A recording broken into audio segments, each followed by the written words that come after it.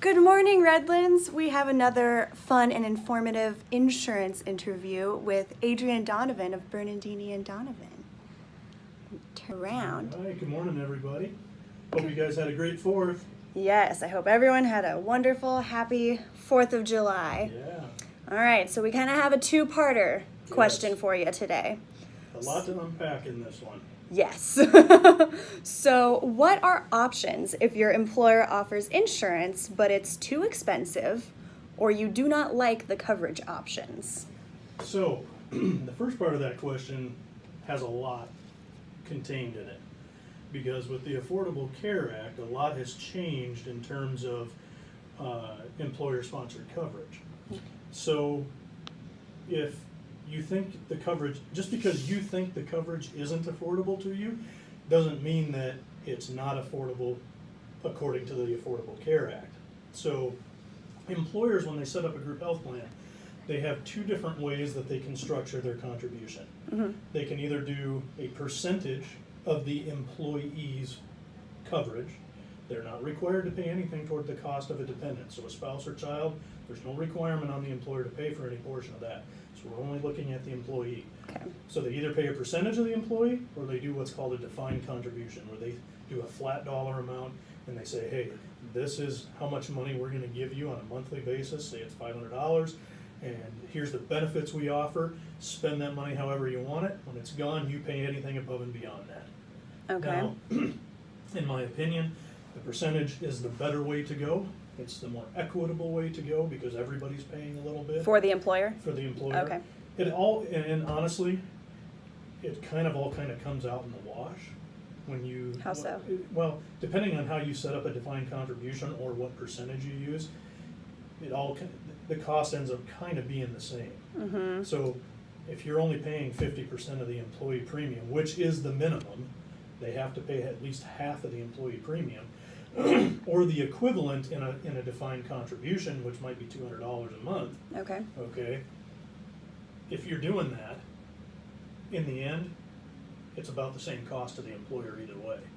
But to the employee, to me, it appears more fair if you're doing a percentage, because everybody's paying a little bit, versus if you do the $200 or say $300, the younger people are gonna get more benefit because their coverage is less expensive. Well, I know I used to work in a law office, Yeah. and my insurance, I'm 26, my insurance was covered fully, and I Yeah. know everybody, 50 and up, they were very angry Yeah, and about that- what they had to pay. That 50-year-old threshold is really where healthcare costs start to climb. Okay.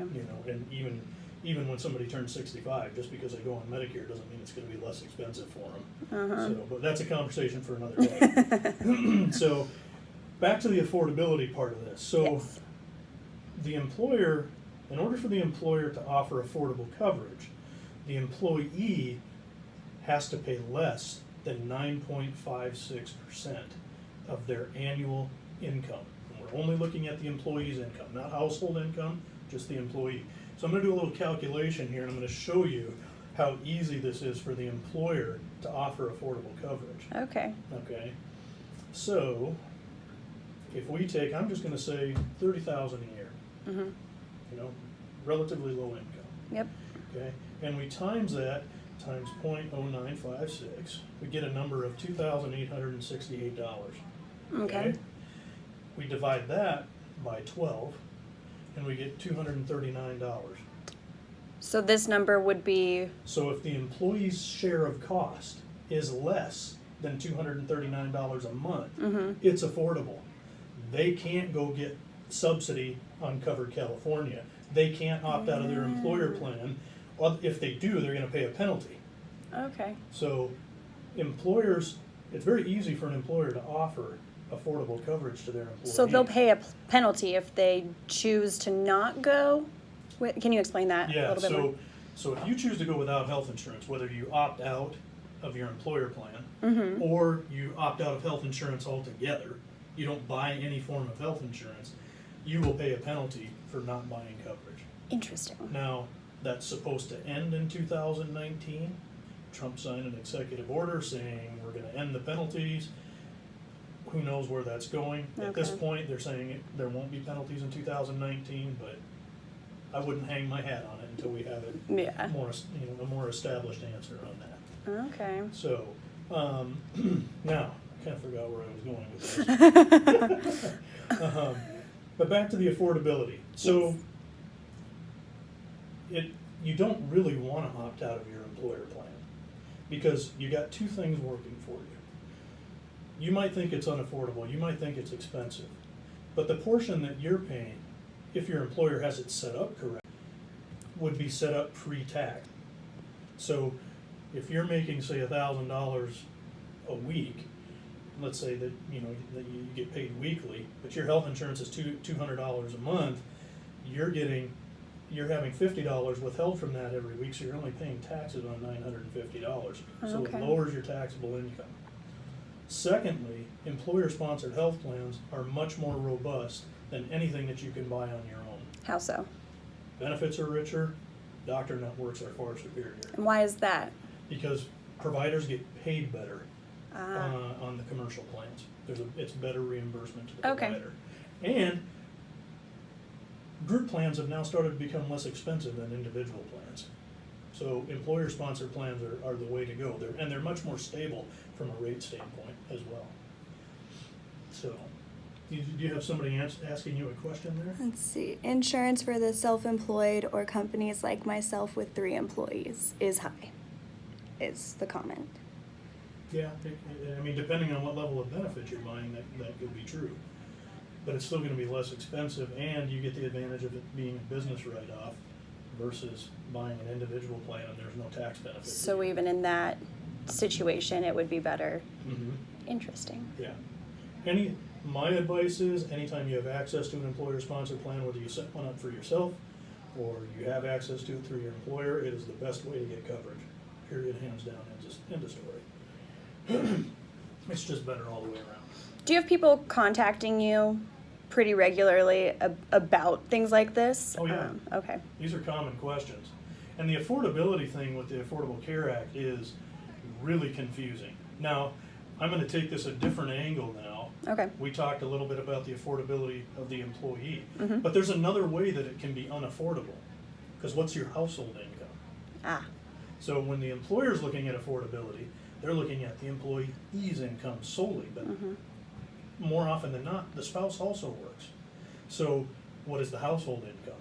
So if the employer offers coverage and they don't pay anything toward the cost of dependents, there is an opportunity for the dependents, not the employee, dependents only, spouse, Mhm. kids, to be able to go to Covered California and get a subsidy based on the household income. So this is a really complicated thing. Yes. So I mean, I like to schedule appointments with people on this to evaluate it, Okay. because it's a lot to, It's a lot of facets. yeah, there's a lot of moving parts to it. It's more than I can describe in a 15 or 20-minute interview. But if Okay. anybody's in that situation and they want to take a look at it, no obligation, no charge, just, I'm happy to, give you some advice and see if there's an opportunity for you there. Send me a message. I'll get you their number. Yes, that'd be great. And so the other part of that question, I think Yes. we kind of covered most of. So, what are options if your employer offers insurance but it's too expensive, or you do not like the coverage options? Well, that's kind of the easy part of the question. If you don't like it, If you don't like the options, it's still gonna be better than what you can get on your own, honestly. Because the coverage, unless you're getting a subsidy through Covered California, because your income meets the requirements, individual plans have gotten way more expensive. Networks of providers are much smaller, and it's just not as good a coverage. It just Okay. isn't. I mean, there's So a how lot of come- problems in that market. how come people are looking at this coverage and they're even thinking that it's not good? Why is that happening? Yeah, well, some employers will just pick the very basic benefit, Okay. the least expensive, just to meet the requirement of offering coverage. Or just to say that they're offering coverage to try to retain their employees. Okay. Now, if they want to so an employer can say, okay, I'm gonna pay 50% of the premium for my employees, but they can also pick a specific plan and pay a percentage of that plan. Mm-hmm. So that's what a lot of employers do. They'll pick a baseline plan, they'll pay a percentage of that plan, but they'll also offer a menu of other plans, and if the employees want something different, they can either buy up or buy down. And so, but there's some employers that don't do that, Okay. where they'll just say, hey, I'm just picking the bare bones plan, this is what I'm gonna provide, and be happy I'm providing anything at all. And to me, that's the wrong attitude to have. I was gonna say, so the rigid aspect Yeah. of it is probably I what's understand I unappealing. understand it's an expensive thing for, healthcare's just expensive, period. Yes, it is. Okay, but when you're an employer, you've gotta look at it as more of a retention tool, especially since the. Investment. Yeah, it's an investment, and especially since the economy is improving. You know, now we've got very low unemployment, we've even got people coming back into the workforce that have been out of the workforce for who knows how many years, because the economy's improved so much. Well, that's putting more pressure on employers to offer benefits in addition to offering competitive pay, because that's how you're gonna keep and maintain. Yep. Because, you know, one of the big areas where we see big growth is in the construction trades, Mm-hmm. because construction is booming right now. Lots of stuff going on. Well, a lot of contractors didn't offer benefits, but they are now, because their employees know that they can go to another contractor that will offer them benefits. And so now we're seeing more of these guys come on board and say, okay, I'm making this investment now because I don't want to lose the people that I've trained and paid. It's more becoming a standard across the board. It's becoming more of a standard, yeah. Okay. So we're definitely seeing a big increase in the amount of employer-sponsored benefits, really in the last 6 to 9 months, because the individual market's just terrible. Really? Yeah. Okay. I mean, if you have to have coverage, and that's your only choice, and if you're eligible As for individual, it, yeah, is that okay? yeah, if you have to have coverage, it's your only choice, or you get a decent subsidy through Covered California, Mm-hmm. those are the circumstances in which I would say, okay, it's probably, I mean, it's in your best interest to go that way. You don't really, you know, you don't have a choice, or you're getting a good chunk of it paid for. Uh-huh. But if you can go employer-sponsored plans, there's just not the headaches. Claims don't get denied, you can get to the doctors you wanna see, it's a much smoother process. And so it's not just big companies, providing Oh, yeah. insurance. It's also smaller. Oh, yeah, absolutely. Okay. I just wrote a plumbing contractor recently that had 3 total employees, the owner Okay. plus 2. And because he was having turnover with his service techs, and so he gives them a wage, he trains them, he invests his time. Mm-hmm. And then they leave now they've got some skills, and there's somebody else that'll pay them more money and give them benefits. And this guy just did all the work to train them, so now somebody else gets the benefit of their skills. So what are you able to give me, like, kind of how did he go about this? That's a good question, yeah. So he did, remember how I kind of talked about how an employer can base their contribution on a certain plan? Mm-hmm. That's what he did. Okay. So he picked a baseline plan, and he said, I'm gonna pay a certain percentage of that plan, but then he gave them other choices. Okay. And said, hey, here's your base, and actually what he did is, he had a middle of the road plan that he chose. Mhm. It wasn't a weak benefit, but it wasn't the highest benefit. He chose that, but then he offered 2 different levels above that as options for them to buy up. Okay. If they felt they needed something richer. And so that plan, he covered the He covered mid-level most of plan? he covered Okay. most of the mid-level plan. So there was very little out-of-pocket cost to the employee for that particular plan, and there really wasn't much. I mean, there was a little bit more for the other 2 options, but it wasn't dramatic. It certainly wasn't unaffordable for them to move up. Interesting. Yeah. Okay. So I think they had one employee who was 27. He was going to pay like $12 a week on the baseline plan, and if he bought the high level plan, it was going to be like $43 a week. Okay. Yeah. So, That's not bad at it's all. no, it wasn't terrible. I would deem that affordable. Yeah, exactly. And he doesn't have to pay taxes on that money, so even better. Okay, interesting. So, yeah. So yeah, we set those kind of things up from, we work with employers of any size. It doesn't matter if you have 2 or 200 or 2,000, makes no difference. Everybody needs help navigating this stuff, figuring out what's the best products for them. I can sit down right now with somebody, I can tell you hands down, as we're moving into the fall, which is the busiest time of year for healthcare. When's enrollment? Well, for open enrollment for the individual side, will start November 1st, and that ends January 31st of 2019. Okay. On the employer side, it just depends on when your policy renews. Okay. And that can renew any first of the month throughout the year. However, just prior to the Affordable Care Act really kicking in, which was January 1, 2014, all the insurance companies had this offer to all of their clients and said, hey, we will allow you to renew your plan effective December 1, 2013, and avoid the impacts of Obamacare till your next open enrollment, which would be then December. So they got The an following. 11-month reprieve from having to comply with the Affordable Care Act mandates and requirements on their health plan. Well, then that creates a logjam for us. Yep. Because now we've moved some of our clientele out, but we still have about 60 to 70% of our small to mid to large employers that renew in fourth quarter between 10/1 and 12/1. Okay. So that's why that time of year is so busy. You have a large population of your employer clients, plus the individual open enrollment, plus Medicare open enrollment, and it all happens at the same time. So we're like accountants now.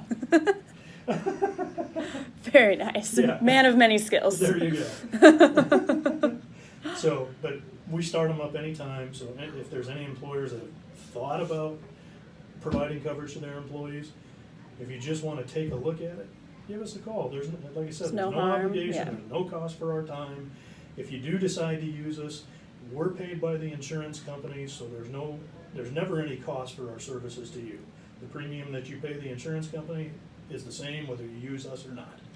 So it's always good to have somebody in your corner, is my opinion. We are an advocate for our clients. I'm happy to provide some testimonials. We take good care of the people we insure. All right. And so here at Bernardini and Donovan, you work with big companies, small companies, individuals. And seniors. Oh, okay. And all of the people. So basically, it's kind of a rather morbid thought, but Oh. we can take anybody from cradle to grave and find them health care. Oh yeah, that was a little rough. Yeah. I know. What do you say? What can I say? However, broad spectrum. Yeah, Okay. that's right. Yeah. So. All right. So anyone can come and ask you questions, give you a Absolutely. call. Yeah, absolutely. Anytime. No harm, no foul. No harm, no foul. We're all about just making sure that people making sure that they're covered, and making sure they understand the benefits they have, and just giving them solid advice, because there's always questions about this stuff, and there's people that It's a confusing world. it's a very confusing world, and there's a lot of people out there that they'll get a bill and they just pay it. They don't even they don't even think about it. Well, did your insurance pay for any portion of that? Did you get an explanation of benefits from your insurance company saying that they paid a certain portion, Yep. or did you just get the bill from the doctor's office and you paid it? I've seen, so many instances of that. Even Yeah. my dad has had all these like back issues, and the Yeah. doctors were sending him bills, and it should have been going to the insurance. Like this whole convoluted. Happens all the time. And so So is that a miscommunication between the doctors and the insurance, or that's a provider issue mostly. okay? So, I hate, sometimes doctors will just bill you without billing your insurance. Rude. And, yeah, and, they should, excuse me, they should be billing your insurance first, and then you get the explanation of benefits that tells you what your responsibility is, if any. So, there's many times our employees of our employer clients have these types of issues. Well, they call us up. We have them sign a little form. It's what's called a HIPAA authorization, which gives us access to talk to the providers and the insurance company on their behalf and work those details out. Oh, so you also Take it off mediate, their- essentially. Yeah, absolutely, a lot. That's a common thing that we do. So, Okay. Somebody asking you a question? Oh no, I was We have people laughing. Oh. Um, Really not that funny. I think we're entertaining, Okay, good. personally, for 10 o'clock on a Monday morning. Yeah, right. Get your coffee and have a laugh. Right? Yeah. Enjoy your insurance conversation with a Right. giggle. That's right. Because it is pretty boring stuff, honestly. It is, and it's just well, confusing. It's boring and it's confusing, and it's mostly, you know, when somebody says insurance, a lot of people's eyes just glaze over. Oh my gosh, I don't even want to think about it, right? So, Well, I'll say you actually use, human words. Yeah. Like, I understand what you're saying, whereas there's a lot talking, of technical, the we'll call technical it terms. industry jargon, if you Yes. will, that is just doesn't need to be part of the conversation. I appreciate that. Yeah. All right, well, did we cover it? Did we cover I both think parts? We did. Yeah, I hope that I didn't get too deep in the weeds on it and confuse people. Oh, we do have a question. Oh, Chloe says, if I have health insurance through my work, I'm having trouble finding the actual office where my assigned doctor is located at. Wait, she said wait. Sorry.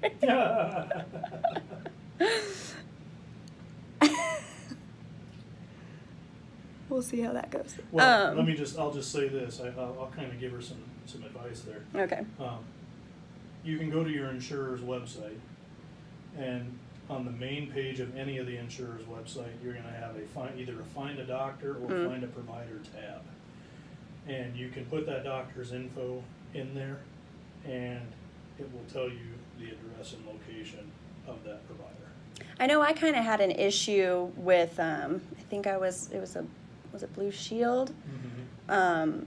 Trying to find a doctor on there. It didn't seem like it was up to date. Yeah, that can be a problem sometimes. Right, Too, yeah. okay. I mean, that, even though online sometimes isn't up to date, it's still more up to date than anything else. Okay. It's still Yeah. going to be your It's first. still gonna be the best way. Now, Okay. if you can't find them, this is another thing that we'll do for our clients. You can call us up, or anybody, it doesn't have to be our client. You guys can give us a call whether you're a client or not. But another thing that we'll do is we'll get your doctor's info, we'll call the doctor's office, we'll get their tax ID number, and then we'll call your insurer and find out if there's a contract held with that tax ID number. Oh, wow. So, That is helpful. yeah, because that's the most surefire way to determine whether that provider's contracted with your given insurance company, if you don't find them online or through any other source. Okay. So, Did that answer your question, Chloe? I will give you his number. Okay. I'll send you a message once we log off of this. Awesome. All right. Well, I think we covered it. I think we did too. And just to recap, it's going to be more beneficial for an employee to be on their employer's insurance Yes. plan Absolutely. across the board, even if it appears to be more expensive. Because chances are it's not. Okay. I mean, it may have that perception, but if you were to come to me and I give you quotes on an individual plan versus what you're paying through your employer, and then I show you the benefits of what you have there versus what you're gonna get on your own, you're gonna see that that doesn't match up. It's gonna be a much better option for you on your employer-sponsored plan. Awesome. Yeah. Well, thank you. You're very welcome. If anybody has any questions, send me a message. I will get you the direct number to Bernardini and Donovan's. They will help everybody, all of the people. That's right. Anybody we can. Well, thank you, You're Adrian. very welcome. Have a great day. Bye.